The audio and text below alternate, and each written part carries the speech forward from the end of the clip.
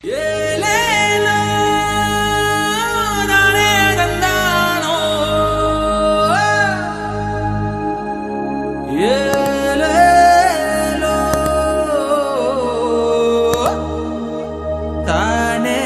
ತಂದಾನೋ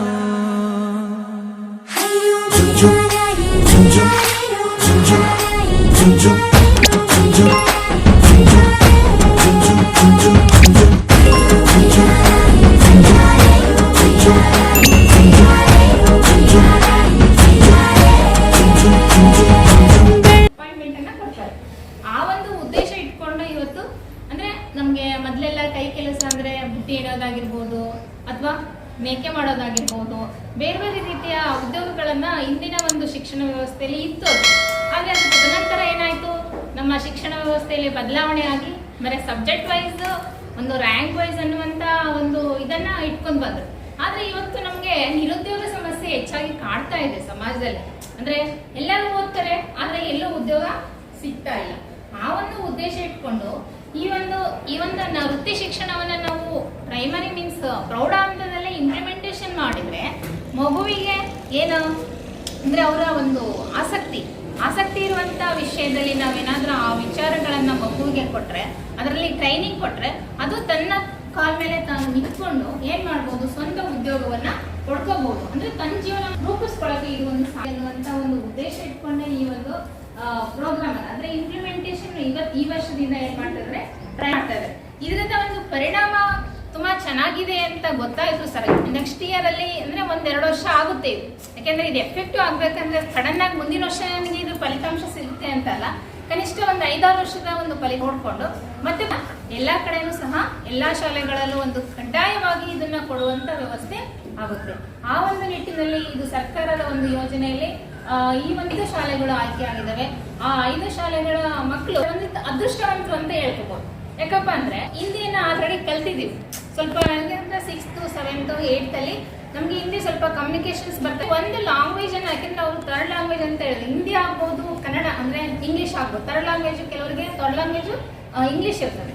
ಹೌದು, ಅದನ್ನ ಬಿಟ್ಬಿಟ್ಟು ನಾವೇನ್ ಮಾಡ್ಬೋದು, ಈ ಒಂದು IT ಶಿಕ್ಷಣವನ್ನ ಅಥವಾ ಅದಕ್ಕೆ ಸಮಗ್ರ ವೃತ್ತಿ ಶಿಕ್ಷಣದ ಕೋರ್ಸ್ಗಳನ್ನ ತಗೊಂಡು ಕಲಿಯೋದ್ರ ಮುಖಾಂತರ ನಮ್ಮ ಮಕ್ಕಳಲ್ಲಿ ಒಂದು 9, 10, 11ನೇ ತರಗತಿ 4 ವರ್ಷಗಳಲ್ಲಿ ಒಂದಿಷ್ಟು ವಿಷಯದ ಒಂದು ಟ್ರೈನ್ ಅಪ್ ಆದ್ರೆ ಮಗು PUC ಆದ ನಂತರ ಏನ್ ಮಾಡ್ಬೋದು, ತನ್ನ ಕಾಲ ಮೇಲೆ ತಾನು ನಿಂತ್ಕೊಂಡು ಯಾವ್ದಾದ್ರು ಒಂದು ಸ್ವಯಂ ಉದ್ಯೋಗ ಮಾಡ್ಬೋದು.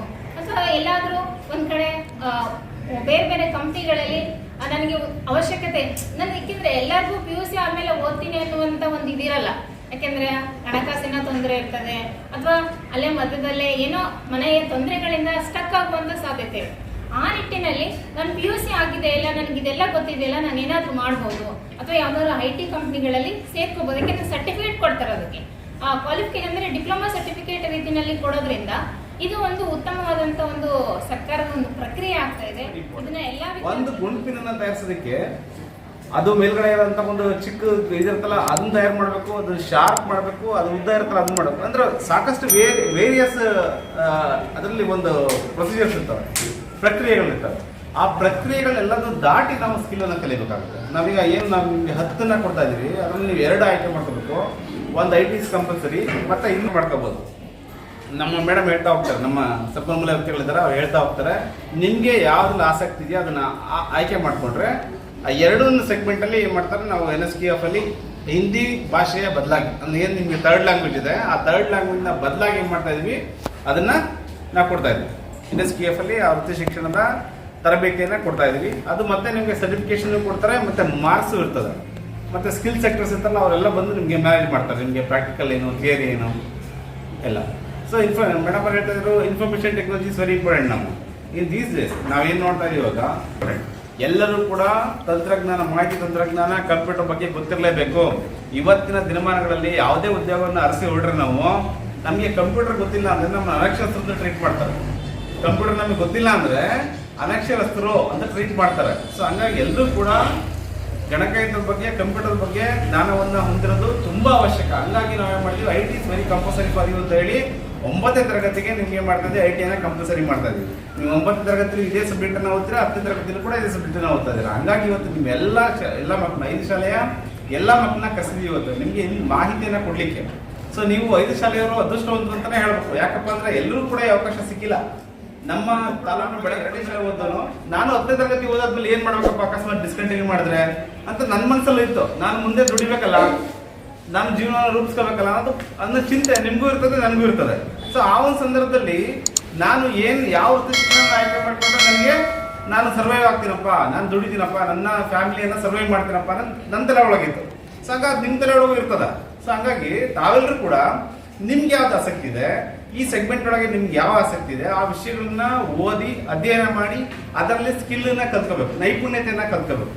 ಈಗ ಒಂದು ಸೆಗ್ಮೆಂಟ್ ಅನ್ನ ತಗೊಂಡ್ರೆ ವೇರಿಯಸ್ ಆಫ್ ಸ್ಕಿಲ್ಸ್ ಇರ್ತಾವ. ಅದರಲ್ಲಿ ಲೆವೆಲ್ 1, ಲೆವೆಲ್ 2, ಲೆವೆಲ್ 3, ಲೆವೆಲ್ 4 ಈ ತರ ವೇರಿಯಸ್ ಸೆಗ್ಮೆಂಟ್ಸ್ ಇರ್ತಾವೆ. ಆ ಸೆಗ್ಮೆಂಟ್ ಅಲ್ಲಿ ಎಲ್ಲದನ್ನು ಕೂಡ ಕಲ್ತ್ಕೋಬೇಕು. ನೀವು ಕಲ್ತ್ಕೊಂಡಾಗ ಏನ್ ಮಾಡ್ತೀರಿ, ಈಗ ಒಂದು ಸ್ಟೋರ್ ಇರ್ತದ್ರಲ್ಲಿ ಒಬ್ಬ ಸ್ಟೋರ್ ಕೀಪರ್ ಇರ್ತಾನೆ, ಕ್ಯಾಶಿಯರ್ ಇರ್ತಾನೆ, ಮ್ಯಾನೇಜರ್ ಇರ್ತಾನೆ, ಸೂಪರ್ವೈಸರ್ ಇರ್ತಾನೆ, ಈ ತರ. ಸೊ ಹಂಗೆ ವೇರಿಯಸ್ ಲೆವೆಲ್ಸ್ ಇರ್ತವೆ. ಆ ಲೆವೆಲ್ಸ್ ಅನ್ನ ಕಲ್ತಾ ಹೋದ್ರೆ ನೀವು ಮಾಡ್ತಾರೆ ಸ್ಕಿಲ್ಡ್ ಆಗ್ತೀರಾ. ನಿಮ್ಗೆ ಗೊತ್ತಿಲ್ಲ ಅಂದಾಗ ಏನಾಗುತ್ತೆ, ಅದು ಯಾವ್ದು ಮ್ಯಾನೇಜ್ ಮಾಡ್ತಿದ್ ಬರೋದಿಲ್ಲ. ಹಂಗಾಗಿ ನಾವೇನ್ ಮಾಡ್ತೀವಿ, ಇವಾಗ ಪ್ರೌಢ ಶಿಕ್ಷಣದಲ್ಲಿ ಗಾಂಧೀಜಿಯವರು ಶಿಕ್ಷಣದ ಪರಿಕಲ್ಪನೆಯನ್ನು ಹೇಳ್ಬೇಕಾದ್ರೆ ವೃತ್ತಿ ಶಿಕ್ಷಣದ ಬಗ್ಗೆ ಹೇಳ್ತಾರೆ. ವೃತ್ತಿ ಶಿಕ್ಷಣ ಕಂಪಲ್ಸರಿ ಎಲ್ರಿಗೂ ಕೊಡ್ಲೇಬೇಕು ಅಂತ ಗಾಂಧೀಜಿಯವರು ಸ್ವತಂತ್ರ ಬರೋಕ್ಕಿಂತ ಮುಂಚೆನೇ ಹೇಳ್ತಾರೆ. ಸೊ ಹಂಗಾಗಿ ತಾವೆಲ್ಲರೂ ಕೂಡ ಈ ವೃತ್ತಿ ಶಿಕ್ಷಣವನ್ನು ಆಯ್ಕೆ ಮಾಡಕ್ಕೆ ಹೊಟ್ಟಿದ್ದೀರಿ. ನಿಮ್ಮ ಶಾಲೆಗಳಲ್ಲಿ ವೃತ್ತಿ ಶಿಕ್ಷಣವನ್ನು ಅನುಷ್ಠಾನಕ್ಕೆ ನಾವು ಹೊಟ್ಟಿದ್ದೀವಿ. ಹಾಗಾಗಿ ತುಂಬಾ ಇಲಾಖೆಗೆ ಖುಷಿಯಾಗಿ ಕೊಡುವಂತ ವಿಚಾರ. ಎಲ್ಲರೂ ಕೂಡ ವೃತ್ತಿ ಶಿಕ್ಷಣದ ಬಗ್ಗೆ ಪರಿಕಲ್ಪನೆಯನ್ನ ಹೊಂದಿ ಎಲ್ಲರೂ ಕೂಡ ಸ್ಕಿಲ್ಡ್. ಈಗ ನಾವು ನೋಡ್ತಾ ಇರ್ತೀವಿ, ಈಗ ನಾವು ಯೂಟ್ಯೂಬ್ ಅಲ್ಲಿ ನೋಡ್ಬೇಕಾದ್ರೆ ಅಥವಾ ಫೇಸ್ಬುಕ್ ಅಲ್ಲಿ ನೋಡ್ಬೇಕಾದ್ರೆ ಅಥವಾ ವಾಟ್ಸಪ್ ಅಲ್ಲಿ ನೋಡ್ಬೇಕಾದ್ರೆ ಚೈನಾದಲ್ಲಿ ಕೆಲವು ಮಕ್ಕಳು ಎಷ್ಟು ಅವ್ರು ಅಗ್ರಿಕಲ್ಚರ್ ಮಾಡಿದ್ರು ಸ್ಕಿಲ್, ಕೈಗಾರಿಕೆ ಮಾಡಿದ್ರು ಸ್ಕಿಲ್, ಯಾವುದೇ ಕೆಲಸ ಮಾಡಲಿ ಅವ್ರು ಸ್ಕಿಲ್ಫುಲ್ ಆಗಿರ್ತಾರೆ. ಒಲಿಂಪಿಕ್ಸ್ ಅಲ್ಲಿ ಹೆಚ್ಚು ಪದಕಗಳನ್ನು ಗೆಲ್ಲದವರೇ. ನಾವೇನ್ ಮಾಡ್ತೀವಿ, ಎಲ್ಲ ಎಜುಕೇಶನ್ ಕೊಟ್ಟು ಸ್ಕಿಲ್ ಕಲ್ಸಲ್ಲ ಮಕ್ಕಳಿಗೆ. ನಾವೇನ್ ಮಾಡಿದ್ವಿ, ಅದಕ್ಕೆ ಏನ್ ಮಾಡ್ತಾ ಇದ್ವಿ, ನಾವು ಈಗ ಮಾಡ್ತೀವಿ 9ನೇ ತರಗತಿಯಿಂದ ಪ್ರೌಢ ಶಿಕ್ಷಣದಲ್ಲಿ ನಾವೇನ್ ಮಾಡ್ತಾ ಇದ್ವಿ, ವೃತ್ತಿ ಶಿಕ್ಷಣವನ್ನು ಅನುಷ್ಠಾನಕ್ಕೆ ತಂದು ಸ್ಕಿಲ್ ಓರಿಯೆಂಟೆಡ್ ಸಬ್ಜೆಕ್ಟ್ಸ್ ಅನ್ನ ನಿಮ್ಗೆ ಸ್ಟಾರ್ಟ್ ಮಾಡ್ತಾ ಇದ್ವಿ. ಹಂಗಾಗಿ ನಿಮ್ಗೆ ಯಾವ್ದು ಆಸಕ್ತಿ ಇದೆ ಅದರಲ್ಲಿ ನೀವು ಆ ಸ್ಕಿಲ್ ಅನ್ನ ಕಲ್ತ್ಕೊಂಡು ನಿಮ್ಮ ಮುಂದಿನ ಭವಿಷ್ಯವನ್ನ ರೂಪಿಸಿಕೊಳ್ಳಿಕ್ಕೆ ಆಸಕ್ತಿಯಾಗಿ ಈ ವೃತ್ತಿ ಶಿಕ್ಷಣವನ್ನು ಕಲಿತಕ್ಕಂಥ ಮಕ್ಕಳಿಗೆ ಮಾತ್ರ ಈ ಕಾರ್ಯಕ್ರಮ. ಎಲ್ಲ ಮಕ್ಕಳಲ್ಲಿ ಇಲ್ಲ. ಯಾರು ನಾನು ಇಂಟ್ರೆಸ್ಟೆಡ್ ಆಗಿ ನಾನು IT ತಗೊಳ್ತೀನಿ, ಆಮೇಲೆ ಬ್ಯೂಟಿ ವೆಲ್ನೆಸ್ ಅನ್ನು ತಗೊಳ್ತೀನಿ ಅನ್ನೋರು ಮಾತ್ರ ಅದನ್ನು ಆಯ್ಕೆ ಮಾಡಿಕೊಂಡು 9ನೇಯಿಂದ 10ನೇ ತರಗತಿಯವರೆಗೆ ಅದನ್ನು ಈ ಕಾರ್ಯಕ್ರಮವನ್ನು ನಮ್ಮ ಪ್ರೌಢಶಾಲೆಗಳಲ್ಲಿ ಅನುಷ್ಠಾನವನ್ನು ಮಾಡ್ತಾ ಇದ್ದೀವಿ. ಇದು ಒಳ್ಳೆಯ ಕಾರ್ಯಕ್ರಮ. ಸುಮ್ಮನೆ ಏನೋ ನನಗೆ ಹೇಳಿದಾರ 9, 10ನೇ ತರಗತಿ 2 ವರ್ಷ ಆದಮೇಲೆ ಮತ್ತೆ ಮುಂದೆ ಏನು ಮಾಡಬೇಕು ಪ್ರಶ್ನೆ ಇದೆ ಅಲ್ವಾ? ಏನು ಪ್ರಶ್ನೆ ಇಲ್ಲ. ನೀವು PUC ಹಂತಕ್ಕೆ ಹೋದಕ್ಕೆ ಕೂಡ ಅದಕ್ಕೆ ಅವಕಾಶಗಳು ಇದಾವ. ನೀವು ಅದನ್ನು ಮಾಡಬಹುದು. ಇಲ್ಲ ನನಗೆ ಸಾಕು 2 ವರ್ಷ ಅದನ್ನು ಕಲ್ತಿದ್ದೀನಿ ಅಂತಂದ್ರೆ ಮತ್ತೆ ನೀವು ಮುಂದಿನ PUCಗೆ ವಿವಿಧ ಕೋರ್ಸ್ಗಳನ್ನು ಹೋಗ್ಬೋದು. 2 ಅವಕಾಶಗಳಿದೆ. ಅದು ನಿಮ್ಮ ವಿವೇಚನೆಗೆ ಬಿಟ್ಟಿದ್ದು. ಅದನ್ನು ಕಂಟಿನ್ಯೂ ಮಾಡ್ತೀವಂದ್ರೆ ನಿಮ್ಮ ಭವಿಷ್ಯಕ್ಕಾಗಿ ಬೇರೆ ಏನಾದರೂ ಸ್ವಉದ್ಯೋಗವನ್ನು ಮಾಡಲಿಕ್ಕೆ ಇದು ಒಂದು ಒಳ್ಳೆಯ ಅವಕಾಶ. ನಾವು ಓದುವಾಗಂತೂ ಇರಲಿಲ್ಲ. ದಯವಿಟ್ಟು ಈಗೇನು 9ರಿಂದ ಏನು ಜಾರಿಗೆ ತಂದಿದ್ದಾರ ಕೇಂದ್ರ ಸರ್ಕಾರ, ಇದನ್ನು ನೀವು ಸರಿಯಾಗಿ ಆಸಕ್ತಿದಾಯಕವಾಗಿ ಕಲಿತು ನಿಮ್ಮ ಮುಂದಿನ ನೋಡ್ರಿ, ನಾವೆಲ್ಲ ಓದಿದ್ರೆ ಎಲ್ಲ ಸರ್ಕಾರಿ ಉದ್ಯೋಗ ಸಿಗುತ್ತೆ ಅನ್ನೋದಿಲ್ಲ. ನಾವು ಓದೋದು ನಮ್ಮ ಭವಿಷ್ಯವನ್ನು ರೂಪಿಸ್ಕೊಳ್ಳಿಕ್ಕೆ ನಾವು ಓದಬೇಕು ಅಲ್ವಾ? ಹಾಗಾಗಿ ಈ ಕಾರ್ಯಕ್ರಮ ಬಹಳಷ್ಟು ನಮ್ಮ ಉಪನ್ಯಾಸಕರು, ನಮ್ಮ BRC ಮಿತ್ರರು ಹೇಳಿದಂಗೆ ಮತ್ತು ಇದಕ್ಕೆ ಸಂಬಂಧಪಟ್ಟಂತೆ ನಮ್ಮ ಸಂಪನ್ಮೂಲ ವ್ಯಕ್ತಿಗಳು ಬಹಳಷ್ಟು ವಿಷಯಗಳನ್ನು ನಿಮ್ಮ ಜೊತೆ ಹಂಚಿಕೊಳ್ತಾರೆ. ನಿಮಗೆ ಏನೇ ಡೌಟ್ಸ್ ಇದ್ರೂ ಅದನ್ನು ಕ್ಲಿಯರ್ ಮಾಡ್ಕೊಳ್ಳಿ. ಹೌದಲ್ವಾ? ಡೌಟ್ಸ್ ಇದೆ, ಆ ಡೌಟ್ಸ್ಗಳನ್ನು ಕ್ಲಿಯರ್ ಮಾಡ್ಕೊಳ್ಳಿ. ನಿಮ್ಮ ಶಾಲೆಗಳಲ್ಲಿ ಇದನ್ನು ಆಸಕ್ತಿದಾಯಕವಾಗಿ ಕಲಿತು ನಿಮ್ಮ ಭವಿಷ್ಯವನ್ನು ರೂಪಿಸ್ಕೊಳ್ಳಿ ಅಂತ ಹೇಳ್ತಾ ನಿಮ್ಮೆಲ್ಲರಿಗೂ ವಂದಿಸಿ ನನ್ನ 2 ಮಾತನ್ನು